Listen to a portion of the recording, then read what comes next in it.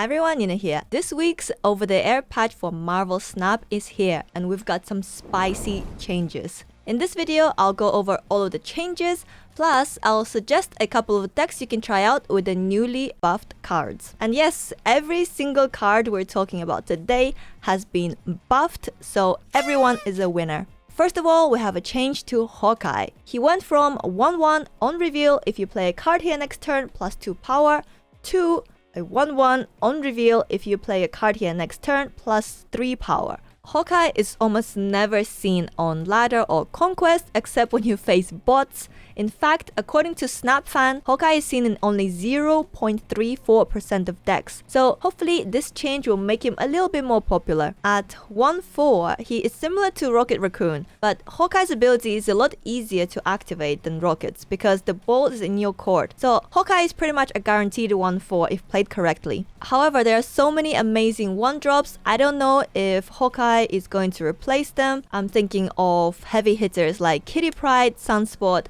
or Nebula, but I can see him working really well in a bounce deck if you can bounce him back to your hand and activate his ability twice, making him a 2-8, or if you use Beast, a 1-8. Of course, like all 1-drops, he's vulnerable to Killmonger, so we need to keep that in mind when playing him. Next, we have a buff to Hulkbuster. Its stats went from a 3-4 to a 3-5 with the ability unchanged. Honestly, it is incredibly rare to see Hulkbuster being played these days. He had a slight comeback when Phoenix Force was released and people were combining him with Multiple Man and Human Torch to try and make an even bigger Phoenix.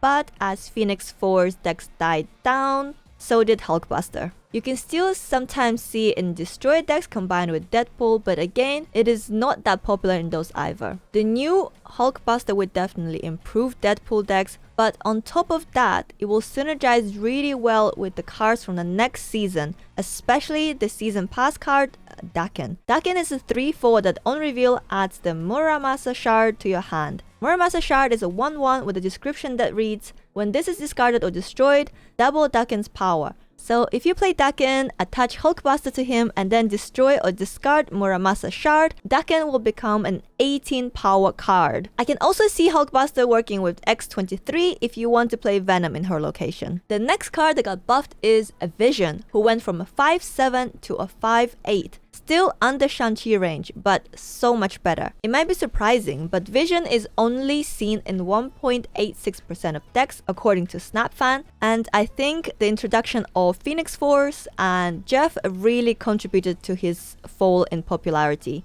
I hope this change will mean that we'll see a lot more Vision on ladder and conquest, maybe in combination with Shuri and Taskmaster. I think New York is probably one of my least favorite locations to play in Snap because of its unpredictability, and Vision is almost like New York in a card form. You can play mind games with your opponent and try to sneak a win in. If you combine the new Vision with Shuri, it is a whopping 16 power card that can be moved anywhere, a huge difference from the old 14 power. The following change is one I'm most excited about because it involves one of my favorite cards that has long been overlooked by most decks except maybe Hela and Lockdown. Captain Marvel has been changed from a 5-6 to a 4-5 with her ability unchanged. I was surprised to see on SnapFan that she was only played in 1.91% of decks, especially with how popular Lockdown decks have been. The change in her energy and power is probably the biggest change of this patch, and I'm pretty sure we're going to see a lot of Captain Marvel on ladder. She will fit perfectly in a Zabu deck, and she will definitely have a knockoff effect on Lockdown decks. There might be some crazy fun interactions on the way if you manage to copy Captain Marvel's ability with Iron Lad before playing actual Captain Marvel on board. What do you think about where to put your minions when you can let the game decide it for you? Finally, we have a change to Absorbing Man,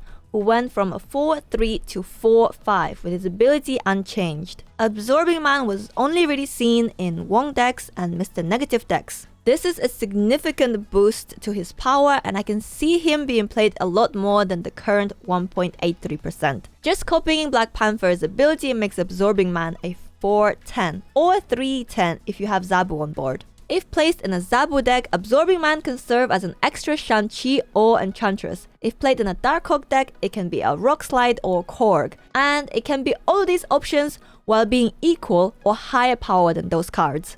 I can also see him working with Brood since that would put 15 power on board for only 4 energy. One negative side to his change is that the Absorbing Man will no longer be viable in Mr. Negative decks. My Negative Monkey deck probably needs to be deleted now that both Hit Monkey and Absorbing Man have been buffed in power. And here are some of the decks you can try out with the newly buffed cards. First of all, a bounce deck featuring the improved Hawkeye. The idea behind this deck is pretty simple. We try to bounce Hawkeye with Beast or Falcon or both to activate his ability twice or even 3 times, although that's gonna be pretty difficult. If you manage to bounce Hawkeye once back to your hand, make sure to play him on turn 5 so he gets another +3 on turn 6 when you play a card in that location. I don't think Hulkbuster will see its true potential until next season, but until then, here's a fun Deadpool deck to tie you over. We want to attach Hulkbuster to Deadpool as early as possible so that he can start multiplying his power. I added Shang-Chi to this deck because I've been playing a lot of Conquest recently and it just feels unsafe to play a deck without Shang-Chi. But you can swap him out for something else, maybe a cheaper card like Spider-Ham or Nova.